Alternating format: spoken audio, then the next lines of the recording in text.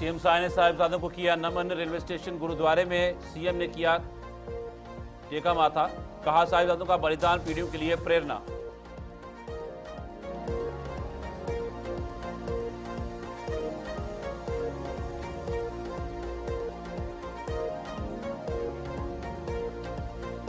कांग्रेस को सीएम साय की चेतावनी। कहा ऋषि मुनियों का अपमान बंद करो, विरोधी कार्यकर्ताओं को ऐसा करने का कोई अधिकार नहीं।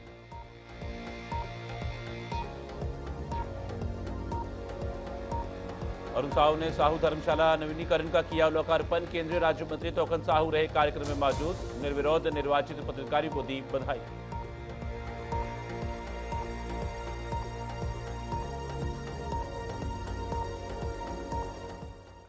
नमस्कार, छत्तीसगढ़ी खास खबरें देख रहे हैं आप सब। मैं हूं आपके साथ साहिल केतनी।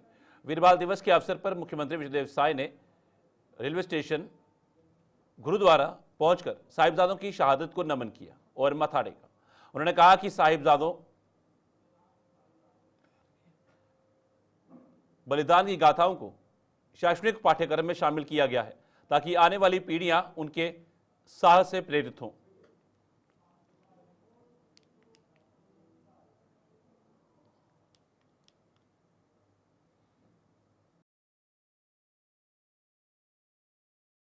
है, वीरबाल दिवस है और इस अवसर पर गुरुद्वारा में वाहेगुरु जी का दर्शन किए हैं और उनसे छत्तीसगढ़ की खुशहाली की कामना किए हैं।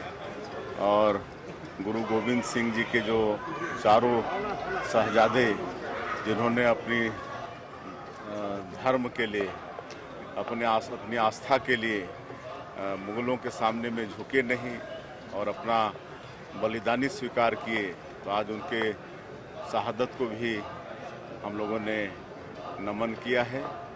और हम हर साल गुरुद्वारा में इस अवसर पर आते हैं और इस अवसर के लिए हम देश के प्रधानमंत्री नरेंद्र मोदी जी को भी धन्यवाद देना चाहेंगे, जिन्होंने 26 दिसंबर को वीरबाल दिवस के रूप में घोषित किया और आज पूरा देश वीरबाल दिवस मनाता है। पाठ्यक्रम में भी सर हाँ, तीसरी कक्षा के पाठ्यक्रम में भी हमारे साहबजादों के शहादत को शामिल किए हैं ताकि हमारी आने वाली पीढ़ी, हमारे बच्चे। छत्तीसगढ़ के मुख्यमंत्री विष्णुदेव साय ने कांग्रेस पार्टी पर सनातन धर्म विरोधी होने का गंभीर आरोप लगाते हुए कहा कि ऐसे लोग ऋषि मुनियों का अपमान करने के हकदार नहीं हैं। उन्होंने सनातन के अपमान को तत्काल रोकने की चेतावनी दी है। कार्यक्रम है जिसमें समाज ने आमंत्रित किया है, तो उनके कार्यक्रम में शामिल होने जा रहे हैं। और कल भी राजनांदगांव जिले के गोडलवाही में शक्ति दिवस का आयोजन था, जिसमें अमर शहीद गेंद सिंह की प्रतिमा का अनावरण गोडलवाही ग्राम में किए और भारी संख्या में समाज के लोग वहां पर एकत्र हुए थे। सर, थाईलैंड के कंबोडिया में बयान पर सियासत और छत्तीसगढ़ में पूर्व मुख्यमंत्री भूपेश बघेल कह रहे हैं बीजेपी के एजेंट के रूप में वो काम कर रहे हैं। जी, धीरेन्द्र कृष्ण शास्त्री को पूर्व मुख्यमंत्री भूपेश बघेल बीजेपी का एजेंट बता रहे हैं। अब देखिए, हमारा ये देश ऋषि मुनियों का देश है प्राचीन समय से ही, और ऋषि मुनियों का सम्मान होते आया है। और आज अगर बागेश्वर धाम के पीठाधीश्वर को अगर वो बीजेपी के एजेंट कह रहे हैं तो ये सनातन का अपमान है और बागेश्वर धाम का अपमान है। निश्चित रूप से इसका निर्णय जनता करेगी। छत्तीसगढ़ की विष्णुदेव साय सरकार के 2 साल पूरे होने पर सरकार के कामकाज को लेकर सियासत तेज है। इसी बीच विजय शर्मा ने सरकार के कार्यों का जोरदार बचाव किया है। उन्होंने कहा कि यदि निष्पक्ष होकर देखा जाए तो मौजूदा सरकार ने 2 वर्षों में वो काम किए हैं जो पहले किसी सरकार ने नहीं किए। तीर्थ यात्रा योजना को दोबारा शुरू करना हो या तेंदुपत्ता की रिकॉर्ड दर पर खरीदी, सरकार ने कई बड़े फैसले लिए हैं। इतने सारे काम किए और बड़े बड़े काम किए।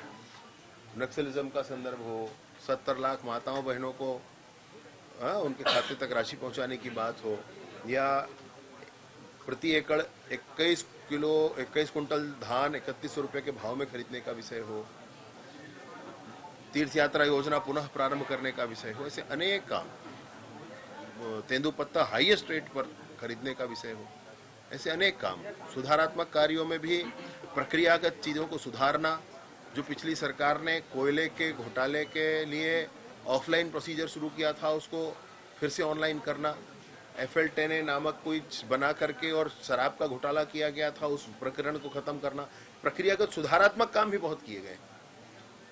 तो मैं सोचता हूं कि देखिए, सरकार आलोचना समालोचना तो ठीक है। छत्तीसगढ़ के उप मुख्यमंत्री अरुण साव ने नगरपालिका लोरमी में केंद्रीय राज्य मंत्री तोकन साहू के साथ साहू धर्मशाला भवन के नवीनीकरण कार्य का लोकार्पण किया। इस अवसर पर आयोजित तहसील साहू संघ के शपथ ग्रहण समारोह में शामिल होकर उन्होंने समाज के निर्विरोध निर्वाचित सभी तहसील पदाधिकारियों को नव दायित्व की हार्दिक बधाई और शुभकामनाएं दी।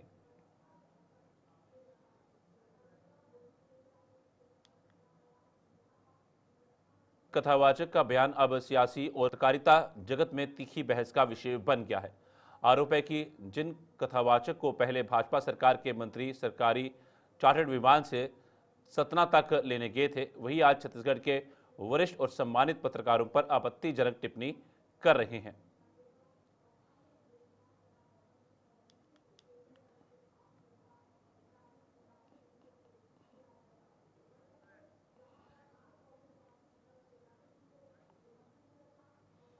बीजेपी ने कांग्रेस पर धर्मांतरण संरक्षण का आरोप लगाया है। अमित चिमनानी ने कहा कि धर्मांतरण के खिलाफ खड़े होने वालों पर कांग्रेस हमेशा दमन करती रही। 2004 में शंकराचार्य जयेंद्र सरस्वती की गिरफ्तारी का उदाहरण दिया। चिमनानी ने कहा कि तमिलनाडु में धर्मांतरण विरोधियों को निशाना बनाया जा रहा है। धर्मांतरण का कार्य होता है वो कांग्रेस के संरक्षण में ही होता है, और कांग्रेस हर उस व्यक्ति के खिलाफ खड़ी होती है जो धर्मांतरण का विरोध करता है। वो चाहे कोई राजनीतिक दल हो भारतीय जनता पार्टी के रूप में, वो चाहे कोई व्यक्ति विशेष हो, या वो कोई संत हो। इतिहास इस बात की पुष्टि कर रहा है कि जिसने भी धर्मांतरण के खिलाफ बोला है, प्रचार करने का प्रयास किया है, कांग्रेस ने उसके ऊपर जहर उगलने का काम किया है और दमन की कार्रवाइयां भी की हैं। ऐसे सैकड़ों प्रकरण हैं, लेकिन उनमें से कुछ बातों को मैं आपके समक्ष रख रहा हूं। 2025 खत्म होने को है, लेकिन मैं आपको 2004 का वो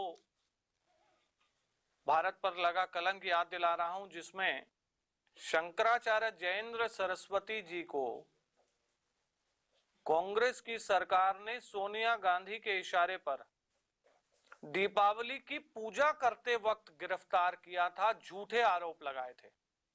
बाद में वो आरोप निराधार साबित हुए थे, लेकिन जिस प्रकार से उनका अपमान करते हुए, उनकी पूजा में व्यवधान डालते हुए उन्हें नीचा दिखाकर गिरफ्तार किया गया था, यह सनातन के विरुद्ध एक बहुत बड़ी साजिश का प्रमाण है। पूर्व संसदीय सचिव विकास उपाध्याय ने science college youth hub food court तोड़ने को भाजपा सरकार का अहंकार बताया। उपाध्याय ने मंत्री अरुण साव और विधायक राजेश मोणत पर निशाना साधा। उन्होंने 6 करोड़ 12 लाख की वसूली और नुकसान भरपाई की मांग की। उपाध्याय का कहना है कि विधानसभा में स्वयं अरुण साव ने फूड कोर्ट को वैध बताया था, तो तोड़ने का आदेश किस दबाव में दिया गया।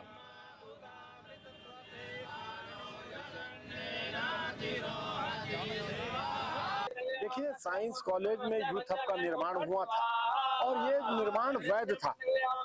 यहाँ के विधायक की जिद के कारण, भारतीय जनता पार्टी के नेताओं की जिद के कारण, जनता की टैक्स के पैसे से बना ये इस यूथ हब को तोड़ दिया गया।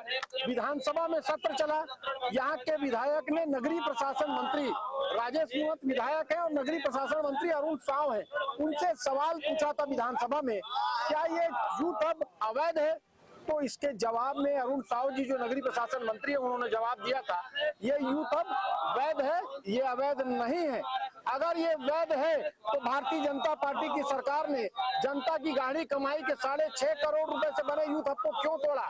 इसकी जवाबदेही तय हो और भारतीय जनता पार्टी के अरुण साव मंत्री है नगरीय प्रशासन के, उनसे ये पैसा वसूल किया जाए। यहाँ के विधायक राजेश मोणत जी है, उनसे ये पैसा वसूल किया जाए। भगवान उनको सद्बुद्धि दे, इसलिए सद्बुद्धि यज्ञ हम लोगों ने किया है। भारत सरकार के पंचायती राज मंत्रालय के निर्देश पर विकासखंड छुई खदान की सभी 107 ग्राम पंचायतों में विशेष ग्राम सभाओं का आयोजन हुआ। ग्राम पंचायत लक्ष्मणपुर में कलेक्टर और मुख्य कार्यपालन अधिकारी ने ग्रामीणों को वीबीजी रामजी योजना की विस्तृत जानकारी दी। कार्यक्रम का उद्देश्य ग्रामीणों को रोजगार और आजीविका गारंटी मिशन से जोड़ना है।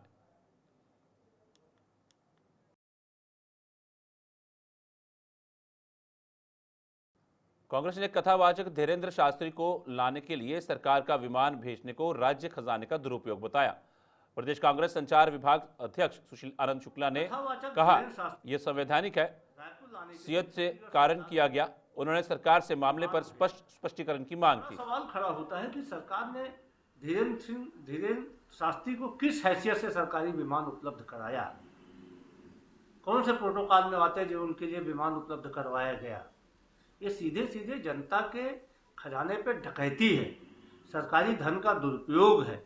कांग्रेस पार्टी इसकी कड़ी निंदा करती है। सरकार इसका स्पष्टीकरण दे। धीरेन्द्र शास्त्री कथावाचक हो सकते हैं, टोना टोटका करने वाले हो सकते हैं, लेकिन धीरेन्द्र शास्त्री कोई धर्मगुरु नहीं है। धीरेन्द्र शास्त्री धर्माचार्य नहीं है और न ही किसी शास्त्रोचित पीठ के पीठाधीश्वर हैं। तो सरकार ने, यदि वो सब होते भी तो सरकार उनको अपना विमान उपलब्ध नहीं करवा सकती है। सरकार बताए कि धीरेन्द्र शास्त्री को जनता की गाढ़ी कमाई के पैसे को खर्च करके विमान क्यों उपलब्ध कर। भाजपा के वरिष्ठ विधायक अजय चंद्राकर ने हालिया घटना पर चिंता जताई। उन्होंने कहा, यह घटना दुखद है और सरकार को संज्ञान लेना चाहिए। तोड़फोड़ के मामले में पुलिस कार्रवाई कर रही है और कुछ लोगों की पहचान भी की गई। चंद्राकर ने भूमिगत प्रचार करने वाले पास्टरों की चिन्हित कर गिरफ्तारी की मांग की। उनका आरोप, ये प्रचार नक्सली नेटवर्क की तरह काम करता है और भोली भाली जनता को भ्रमित करता है। उन्होंने सवाल उठाया कि अगर प्रचार सही है तो सार्वजनिक रूप से क्यों नहीं किया जाता। दिल्ली गए हैं, इसका मतलब ये है कि हुजूर आला से पूछ के नियुक्ति होगी। वे तो ब्लॉक लेवल में ब्लॉक अध्यक्ष नहीं बना पा रही जो पार्टी, तो आगे उसकी हालात और स्थिति पर क्या बात और क्या प्रश्न बनता है बताओ। जो हुजूर आला बोले वो स्वीकार है। अकल बुद्धि की जरूरत क्या है उसमें। बैठक में जाने के बजाय उसको ईमेल से नाम मंगवा लेना था। छत्तीसगढ़ की राजनीति में बयानबाजी तेज होती जा रही है। कांग्रेस नेता सुशील आनंद शुक्ला ने भारतीय जनता पार्टी पर गंभीर आरोप लगाए हैं। उन्होंने कहा कि बीजेपी में इन दिनों अभद्र भाषा बोलने की होड़ मची हुई है। असहमति अपनी जगह हो सकती है, लेकिन किसी धर्मगुरु या धर्मावलंबी को अपराधी या नक्सली कहना बेहद निंदनीय और अशोभनीय है। सुशील आनंद शुक्ला ने विशेष तौर पर अजय चंद्राकर का नाम लेते हुए कहा कि एक अनुभवी जनप्रतिनिधि और कई बार मंत्री रहे व्यक्ति द्वारा इस तरह की भाषा का प्रयोग चिंता का विषय है और यह बीजेपी की कुंठित मानसिकता को दर्शाता है। जनता पार्टी में इन दिनों अभद्र भाषा बोलने की होड़ लगी हुई है। असहमति अलग विषय हो सकता है, आप उनकी पूजा पद्धति में भरोसा नहीं कर सकते, ये अलग विषय हो सकता है, लेकिन दूसरे किसी धर्म के धर्मगुरु को या धर्मावलंबी को अपराधी बताना, नक्सली बताना, ये भारतीय जनता पार्टी की कुंठित मानसिकता है। विशेष तौर पे अजय चंद्राकर जैसा व्यक्ति जो अनेकों बार जनप्रतिनिधि रहा है, जो प्रदेश में कई बार मंत्री रहे हैं, जिनकी विद्वता की बारे में लोग तारीफ करते हैं, ये जो इस प्रकार की बातें कर रहे हैं तो निश्चित तौर पर बेहद ही अशोभनीय है, चिंता का विषय। मुख्यमंत्री विजय व्यवसाय के मार्गदर्शन में जिला प्रशासन रायपुर द्वारा संचालित प्रोजेक्ट अनुभव के तहत यूपीएससी सिविल सर्विस परीक्षा 2025 के चयनित अभ्यर्थियों को साक्षात्कार पूर्व प्रशिक्षण दिया जा रहा है। कलेक्टर डॉक्टर गौरव सिंह सहित विशेषज्ञ पैनल ने आज संजय डहरिया और रोशन अग्रवाल के मॉक इंटरव्यू लिए।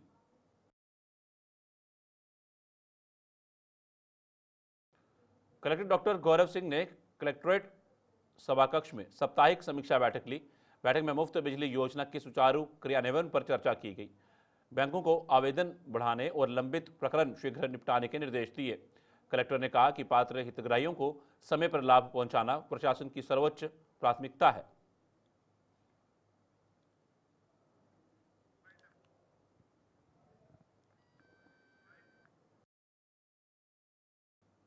छत्तीसगढ़ी खास खबर में फिलहाल इतना ही। दीजिए इजाजत, नमस्कार।